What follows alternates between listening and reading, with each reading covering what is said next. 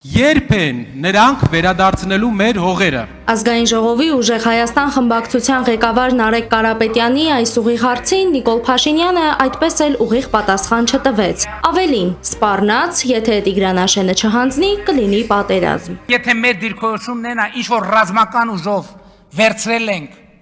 դա մերն է, ուրեմն բոլորն եք ասեն, ինչ որ ռազմական ուժով վերցրել ենք, ուրեմն մերն է, եւ փակվեց թեման։ Էլ չեմ ասում դա կբացի ճանապարհ, ռազմական ուժով նորից վերցնելու։ Իդեպ Փաշինյանը կհանձնի մի գյուղ, որտեղ ամենաշատ քվեներն էր ստացել հունիսի 7-ի ընտրություններով։ Սիրելի Տիգրանաշենցիներ, մենք այսօր քննարկում ենք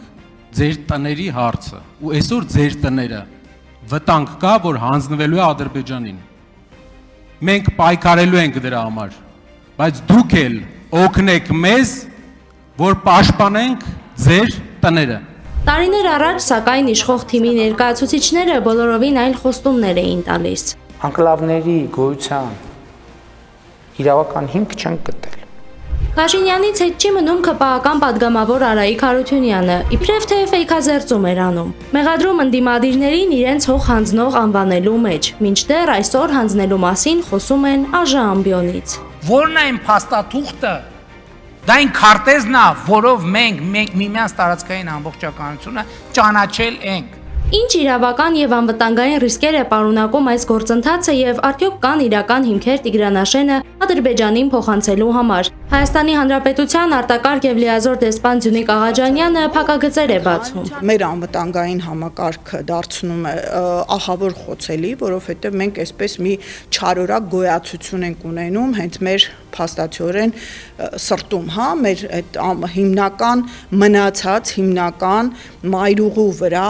վերահսկողական դիրքերով եւ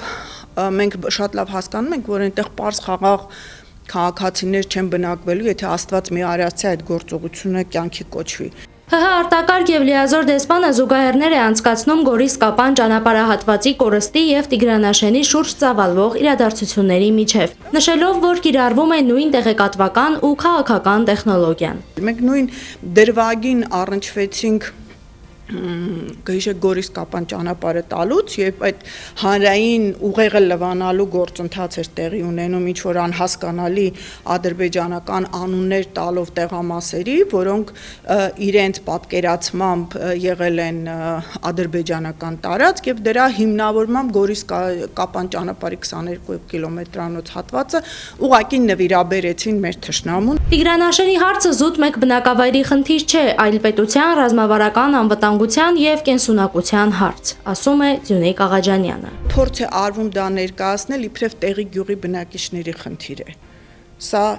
ձեր սեփականության խնդիր է, սա մեր պետության խնդիր է եւ մեր տարածքի խնդիր է, անկախ նայից թե ով որ ժամանակում է այդ հատվածում բնակվում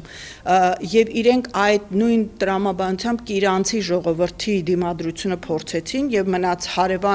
մնացած գյուղերի բնակիչների դիմադրությունը փորձեցին կոտրել իրենց մի մասին կեղծ խոստումներ տալով, մյուս մասին մեծ գումարներով փաստաթիորեն կաշառելով եւ լռեցնելով։ Հետաքրքիր է, Տիգրանաշենցիները Նիկոլ Փաշինյանին քվե էին տվել, որ այսօր Տիգրանաշենը հանձնվի, իսկ արդյոք Տիգրանաշենը Տիգրանաշենցիներինն է եւ նրանք իրավունք ունեն Հայաստանից տարածքային հանձնման հարցում քվե տալ Փաշինյանին։